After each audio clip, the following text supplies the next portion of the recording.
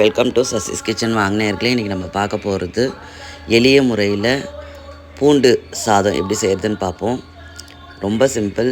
பூண்டை வந்து நல்லா உரித்து தட்டி வச்சுக்கோங்க. உங்களுக்கு எவ்வளோ வேணுமோ ஆளுக்கு தக்கிற மாதிரி பூண்டை நல்லா தோல் உரித்து தட்டி வச்சுக்கோங்க. அதுக்கப்புறம் மிளகு, சீரகம் வறுத்து பொடி பண்ணி வச்சுக்கோங்க. பாத்திரத்தில் நெய் விட்டுட்டு அதுக்கப்புறம் கடுகு, உளுந்து,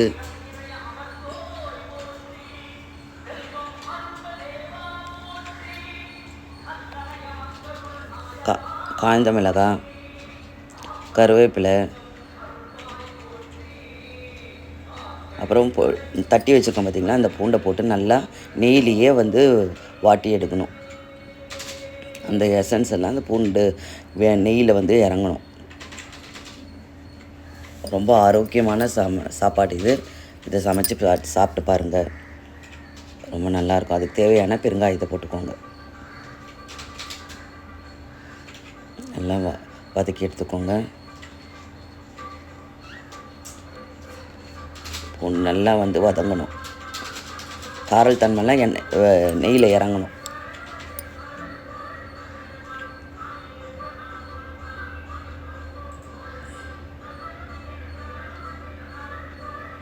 பொடிச்சு வச்சுருக்கேன் பார்த்திங்களா, மிளகு, சீரகம், சோம்பு. நான் எப்போவுமே சோம்பு ரொம்ப யூஸ் பண்ணுவேன். சாம்பாரம், ரசத்தை தவிர மற்ற எல்லாத்துக்கும் சோம்பு யூஸ் பண்ணுவேன். அது ஜீரண சக்தி கொடுக்கும். அதே மாதிரி பொடிச்சு நல்லா ட்ரை ரோஸ்ட் பண்ணி பொடிச்சு போட்டு விட்டுங்க. போட்டுட்டு சாதம் இருக்குது இல்லையா, அதில் போட்டுட்டு கிளறிடுங்க. ஸ்லோ ஃப்ளேமில் வச்சுக்கோங்க. தேவைக்கேற்ற உப்பு போட்டுக்கோங்க.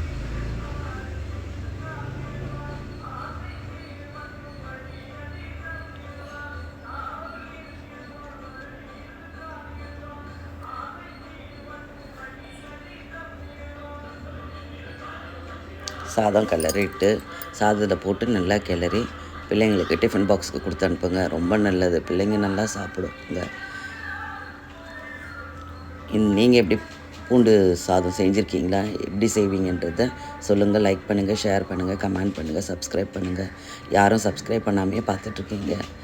லைக் பண்ணுங்கள், பிறருக்கு சொல்லுங்கள். கஷ்டப்பட்டு போடுறோம். ஒரு சப்ஸ்கிரைப் பண்ண மாட்டேன்றீங்க, ஷேர் பண்ண மாட்டேன்றீங்க. கிளறிட்டு உங்கள் அன்பானவங்களுக்கு பாசத்தோடு பரிமாறுங்க. அதில் பாருங்கள், அது வந்து ஒரு 5 நிமிஷம் வந்து கிளறிட்டு மூடி வச்சுருங்க.